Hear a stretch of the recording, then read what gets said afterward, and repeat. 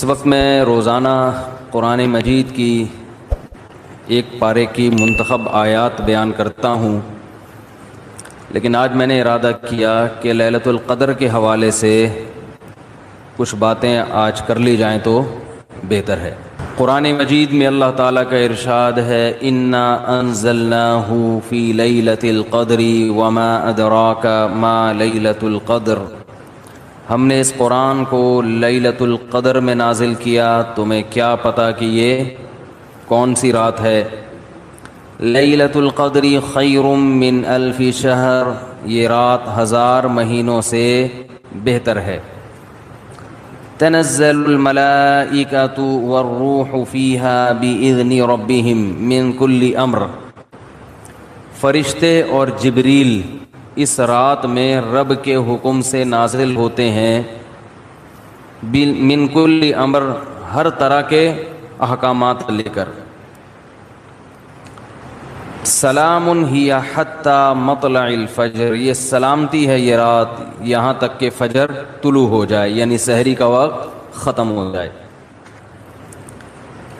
اس بارے میں ایک چیز تو لوگ بہت زیادہ جو پوچھتے ہیں کہ لیلۃ القدر تو ہر ملک میں الگ الگ ہوتی ہے، تو اس بارے میں خوب سمجھ لیں کہ جتنی عبادتیں شریعت نے ہمیں دی ہیں اور ان کے وقتوں کے جو فضائل بیان کیے ہیں وہ ہر ملک کے اسی حساب سے ہوں گے۔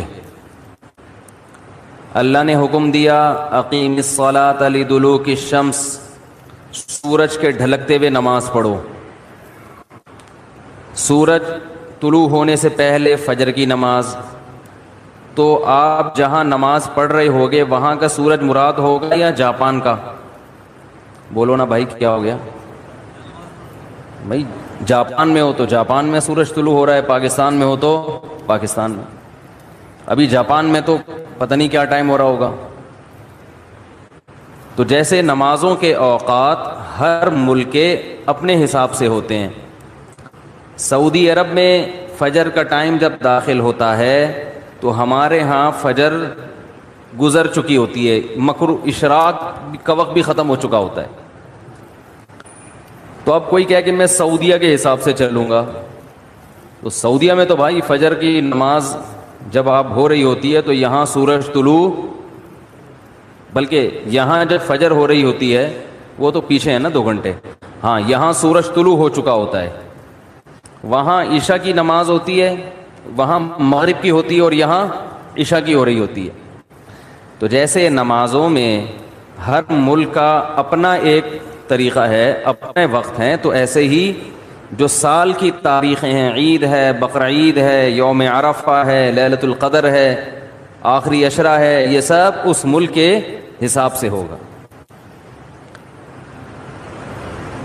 جیسے جیسے جس ملک میں عشاء کا وقت داخل ہوا تو اللہ نے جو خاص پیکج رکھا ہوا ہے اپنے بندوں کے لیے، وہ پیکج اس ملک کے لیے اسٹارٹ ہو گیا۔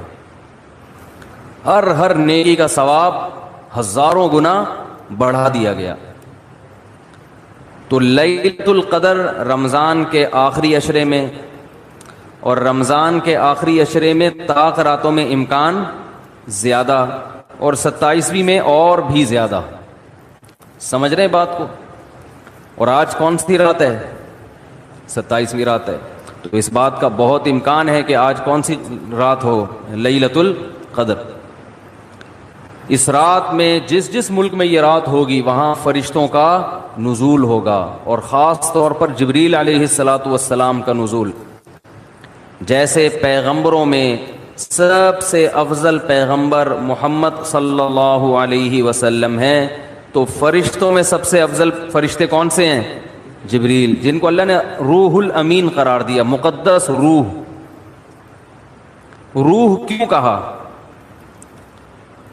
روح اس لیے کہا کہ روح جب ہماری باڈی میں ہوتی ہے تو ہماری باڈی زندہ ہوتی ہے، تو جبریل علیہ الصلاۃ والسلام ہماری روح کے لیے، روح کو طاقت بخشنے کا ذریعہ بنتے ہیں، کیونکہ وہ وحی لے کر آئے، اور وحی سے ہماری روحانی قوت، بولو نا بھائی، بڑھتی ہے۔ روحانی قوت کس سے بڑھتی ہے؟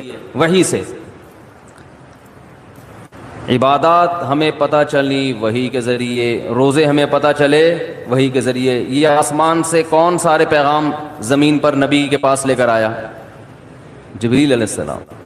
جبریل نے نبی کو بتایا کہ شہر رمضان الذی انزل فیہ القرآن، اللہ کا کلام جبریل نے لیا اور جبریل علیہ السلام نے ہمارے نبی صلی اللہ علیہ وسلم کے دل پہ یہ کلام نازل کیا۔ تو ہمیں جو پتہ چلا کہ رمضان میں روزے رکھنے ہیں، یہ ہمیں نبی سے پتہ چلا، اور نبی کو کس سے پتہ چلا؟ جبریل علیہ السلام سے۔ نماز کا ہمیں پتہ چلا نبی سے، اور نبی کو کہاں سے؟ کیا ہو گیا بھائی پرابلم؟ تو نبی کو کہاں سے پتہ چلا؟ جبریل علیہ السلام سے۔ تو ہر جتنی بھی وحی آ رہی ہے نا، وہ ساری ڈائریکٹ کہاں سے؟ جبریل کے ذریعے۔ تو ان کے ذریعے ہماری روح کو کیا مل رہی ہے؟ تقویت، طاقت مل رہی ہے روح کو۔ تو وہ کیونکہ یہ رات روحانی ترقی کا ذریعہ ہے، تو اللہ نے اس رات میں جبریل علیہ السلام کو زمین پہ اتارا، تاکہ جس فرشتے کی مناسبت ہے نا اس رات سے، وہ فرشتے اس زمین پر نازل ہوں۔ تو اب مسئلہ یہ ہے کہ آج انسان جسم کی تو بڑی محنت کر رہا ہے، روح کو پروٹوکول دینے کے لیے تیار۔ بھائی دیکھو ایک بات بتا دوں، جملہ ادھورا چھوڑوں گا، اس کو کمپلیٹ کرنا پڑے گا، اچھا لگے یا برا لگے، میرا اصول ہی یہی ہے۔ تو میں بول رکوں تو ایک دم آگے کمپلیٹ کر دیں جملہ، مجھے ایک اندازہ تو ہو نا کہ دماغ حاضر بھی ہے، سن رہے ہیں، ٹھیک ہے نا؟ تو ہر ایک کا خپل طریقہ ہوتا ہے نا بیان کا، ہمارا یہی طریقہ ہے بیان کا۔ جملہ مکمل چھوڑوں، آپ نے کمپلیٹ کرنا ہے اس کو، مجھے احساس رہتا ہے کہ ماشاءاللہ غور سے سن رہے ہیں۔ تو یہ اللہ نے ہمیں راتیں کیوں دی؟ اللہ نے ہمیں رمضان کیوں دیا؟ تراویح کیوں دی؟ تہجد کیوں دی؟ غیر مسلموں کے پاس یہ چیزیں ہیں؟ نہیں ہے۔ وہ صبح اٹھیں گے، جاگنگ کریں گے، روح کے لیے، باڈی کے لیے۔ یہ بڑے ہالی ووڈ اور بالی ووڈ کے ایکٹروں کا بڑا سننے میں آتا ہے کہ باڈی کی فٹنس کا، فزیکل فٹنس کا بڑا خیال کرتے ہیں، صبح اٹھتے ہیں، جاگنگ کرتے ہیں۔ ہم پوستیوں کی طرح، معذرت کے ساتھ، ہماری قوم صبح اٹھتے ہی نہیں ہے۔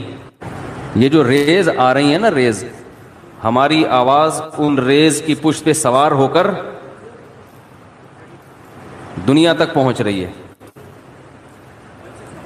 اچھا، تو چارجنگ ختم ہو گئی تھی کیا؟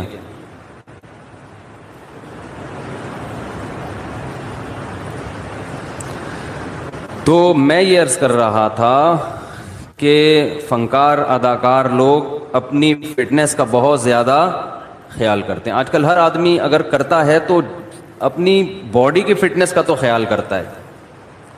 صبح اٹھ کے جاگنگ کریں گے، ڈائٹنگ، یہ نہیں کہ پراٹھے کھا رہے ہیں آلو کے، تمیز سے کھائیں گے، 1 گلاس دودھ، پھر 2 انڈے ہاف بوائل، ٹھیک ہے نا، پروٹین لینے ہیں، پھر جو ہوتے ہیں نا ڈائٹ جن لوگوں کی۔ تو باڈی کی محنت تو آج کی جا رہی ہے، روح کو طاقت دینے کی کوشش نہیں کی جا رہی۔ حالانکہ انسان روح اور جسم دونوں کا مجموعہ ہے۔ بھائی ایک دفعہ اس کو لگا دیں، جو بار بار آپ اٹھ رہے بیٹھ رہے ہیں نا، میرا بڑا دماغ خراب ہو رہا ہے اس سے، یا تو اس کو بند کر دیں، کوئی ضروری نہیں ہے، ریکارڈ کر لیں ویسے ہی، اس سے جو ہے نا بہت زیادہ ڈسٹربنس ہوتی ہے۔ ہو گیا تو ٹھیک ہے، نہیں تو وہ دوسرا کیمرہ لا کے ریکارڈ کر دیں، اس کو بند کر دیں۔ تو کیا کہہ رہا تھا میں؟ سیٹنگ، اپنی سیٹنگ اب ادھر سے سیٹ کریں اس کو، وہاں سے تو ہو گئی، اب ادھر سے بھی پانا لا کے نا میری اپنی سیٹنگ کو بھی سیٹ کریں۔ کیا کہہ رہا تھا میں؟ تو روح جو ہے نا، دیکھو انسان جو ہے نا، انسان کو جانوروں پر قیاس نہیں کیا جا سکتا۔ اچھا جانور کسے کہتے ہیں؟ جو صحت مند ہو۔ اچھی بکری تو دودھ زیادہ دیتی ہو، اچھی بھینس دودھ زیادہ دیتی ہو، اچھی گائے دودھ زیادہ دیتی ہو، اچھا بیل زیادہ ہل چلا لیتا ہو، ایسا ہی ہے نا، اچھا گدھا ویٹ زیادہ اٹھا لیتا ہو۔ تو اچھا انسان جو ویٹ زیادہ اٹھا لیتا ہو، تو اس میں اور گدھے میں کوئی فرق ہوا؟ پھر بھائی آج اچھا انسان اسے کتنے ہوئے، اتنا ویٹ اٹھایا، بھائی تو اٹھا سکتے ہے؟ وہ کہہ رہا نہیں بھائی ہم تو نہیں اٹھا سکتے۔ بھائی آپ بہت اچھے، میں کیا ہوں؟ میں گندا ہو گیا، یہی مطلب ہوا نا۔ تو انسان کو اگر صرف جسمانی اور مادی اعتبار سے فضیلت دی جائے تو پھر انسان کی کوئی فضیلت نہیں ہے، کیونکہ مادی اعتبار سے انسان سے زیادہ صحت مند بہت سے جانور ہوتے ہیں. چیتے کی اسپیڈ زیادہ ہے یا آپ کی؟ تو بھاگنے میں چیتا اچھا ہے یا آپ؟ چیتا اچھا ہے. جبڑا جو پھاڑنے کی طاقت ہے وہ شیر کی اچھی ہے یا آپ کی؟ شیر کی اچھی ہے. تو پکڑ کے اعتبار سے آپ سے اچھا کون ہے؟ شیر ہے. قرآن کے الفاظ دیکھو، کلا انا خلقناہم مما یعلمون. اللہ فرماتے ہیں ہرگز یہ انسان اپنے آپ کو فضیلت والا نہ سمجھے، اس لیے کہ ہم نے اس انسان کو جس چیز سے پیدا کیا ہم جانتے ہیں. پانی کے غلیظ قطرے سے بنایا تو یہ کوئی قابل فضیلت چیز نہیں ہے. تمہارا تو میٹیریل ہی گندا ہے جس سے تمہیں بنایا گیا. گندا میٹیریل، پیٹ میں ہر وقت گند، اور مرنے کے بعد بھی گند. ایک پتلی سی لیئر چڑھا دی اللہ تعالیٰ نے ایک اسکن کی، کھال کی، جس سے انسان کی گندگی چھپ جاتی ہے. بنایا کس سے؟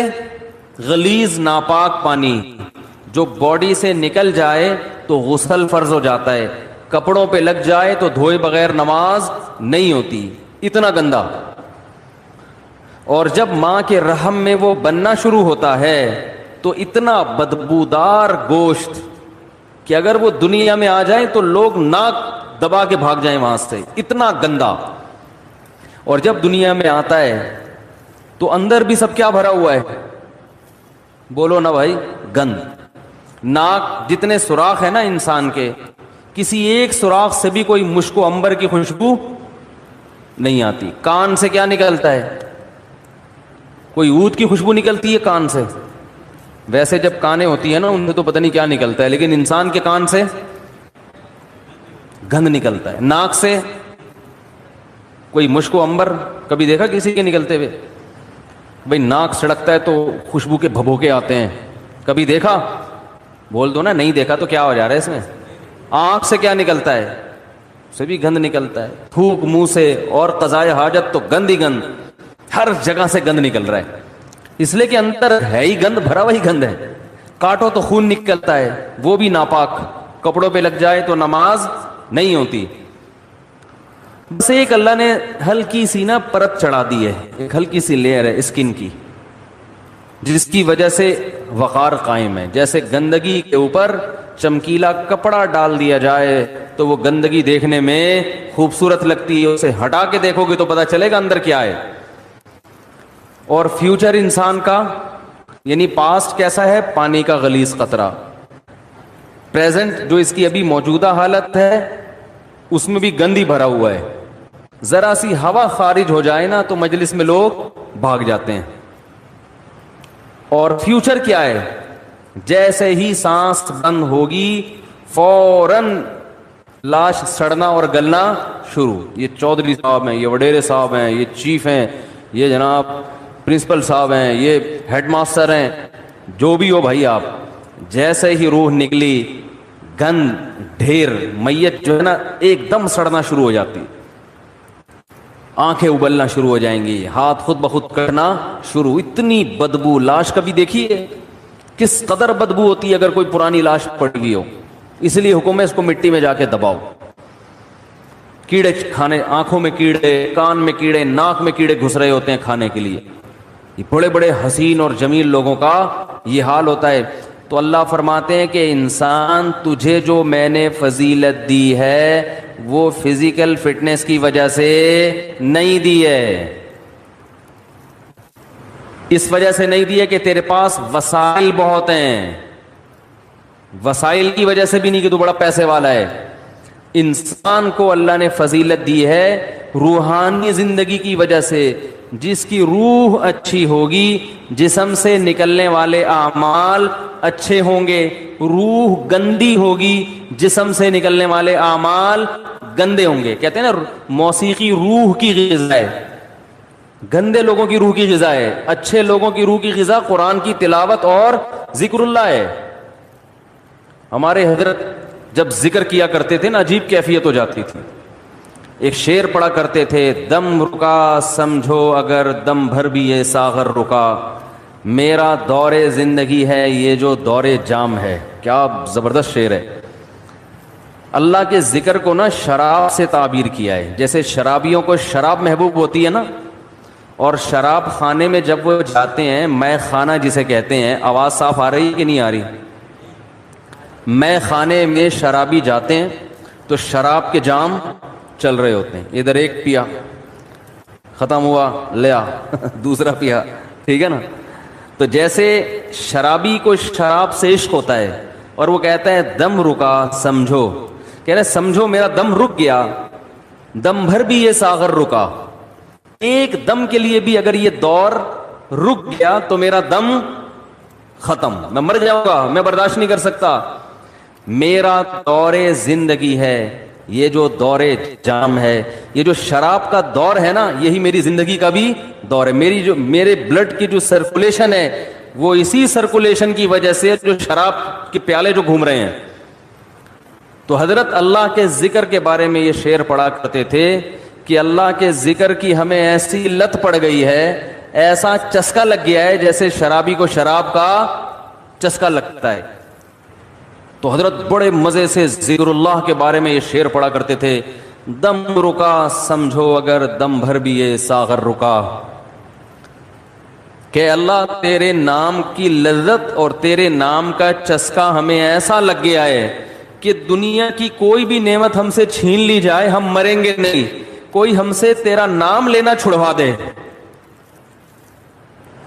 کوئی ہماری زبان پہ تیرا ذکر کرنا ہم سے چھڑوا دے, ہم ایک سیکنڈ کے لیے بھی زندہ نہیں رہ سکتے. یہ کیفیت ہوتی ہے کس کی بھائی؟ اہل اللہ کی, جن کی روح پاکیزہ ہوتی ہے. اور جن کی روح ناپاک ہوتی ہے, جب تک وہ اداکاراؤں کے ڈانس اور ناچ نہ دیکھ لیں اور ان کے ناچ گانے کا میوزک نہ سن لیں, ان کی روح کو تسکین, بولو نا بھائی, نہیں ملتی. تو روح کی بات ہے. جیسے ہیروئنچی کو اور شرابی کو اس کی باڈی کو تسکین ہیروئن اور شراب سے ملتی ہے, لیکن جس انسان کو اس گندگی کی عادت نہیں ہے اسے تسکین کے لیے شراب اور ہیروئن کا سہارا نہیں لینا پڑتا. اسے تو بدبو آتی ہے, اسے تو گھن آتی ہے. تو مسئلہ ہی سارا کس کا ہے بھائی؟ روح کا ہے. تو اللہ تعالیٰ نے جبریل علیہ الصلاۃ والسلام کے ذریعے انسان کی روح کو طاقت دی ہے. تو روح پاکیزہ بنتی ہے برے اعمال کو چھوڑنے سے اور عبادت کرنے سے. اور جیسے جیسے عبادت کرتا ہے انسان, روح اور زیادہ پاکیزہ ہونا شروع ہو جاتی. یعنی اگر آپ کی روح میں پاکیزگی نہیں ہے تو آپ عبادت شروع کر دو, پیدا ہونا شروع. اور جیسے جیسے پاکیزگی آئے گی, عبادت جو مشکل لگ رہی تھی وہ عبادت آسان ہونا شروع ہو جائے گی. تو آج باڈی کی طرف تو ہماری قوم کی تو نہ باڈی کی طرف توجہ ہے نہ روح کی, لیکن میں تو ان لوگوں کی بات کر رہا ہوں جو لبرل لوگ ہیں, وہ روح کو تو بالکل فوکس کرتے ہی نہیں ہیں. اور ہمارے ہاں تو نہ روح کی فکر اور نہ جسم کی فکر, کسی چیز فکر لیس, ٹینشن فری زندگی. ٹینشن تو فری نہیں ہے لیکن فکر فری کہہ سکتے ہیں, جس کی وجہ سے ٹینشن ہی ٹینشن, کیونکہ جب نہ ادھر کے نہ ادھر کے تو پھر ظاہر ہے کھا کھا کے دھماکے سے پھٹ جائیں گے, اور روحانی زندگی کا تو بیڑا غرق. تو رمضان میں اللہ تعالی دیکھو روح کو طاقت ملتی ہے نفس کے خلاف مجاہدہ کر کے. جب آپ دنیا میں دو طاقتیں, دو نظریات چل رہے ہیں. جو مذہب مخالف لوگ ہیں نا وہ کہتے ہیں انسان کی ہر خواہش پوری ہونی چاہیے, ان کی پوری دوڑ دھوپ اور قانون سازی اسی کے لیے. مکان سستا ہو جائے, روٹی سستی ہو جائے, کپڑا سستا ہو جائے, ہر ایک کا علاج فری ہو جائے, یہ ہو جائے وہ ہو جائے, جس کے جو دل میں خواہش آئے وہ خواہش پوری ہو جائے. اسی کو انٹرٹینمنٹ کہتے ہیں, اسی کو عیاشی کہتے ہیں. اسلام نے ہمیں بتایا ہے کہ تم جتنی خواہشات پوری کرو گے ہر خواہش مزید خواہشات کو پیدا کر کے جائے گی. جیسے کورونا وائرس کے کہتے ہیں نا 1 سے 100 ہو جاتے ہیں. اب جس نے پہلا وائرس پیدا کر دیا یا خود بخود ہو گیا قدرت کی طرف سے, تو بس ایک دفعہ کیا, اب وہ ملٹی پلائی, بولو بھائی, ہوتا چلا جا رہا ہے نا. ایک خربوزے کا بیج ڈال دو, اب مزید بیج پیدا کرنے کی ضرورت نہیں ہے, وہ اسی سے خود بخود پیدا ہوتے چلے جائیں گے. اسی لیے شاعر نے کہا ما قضا احد منها لبانته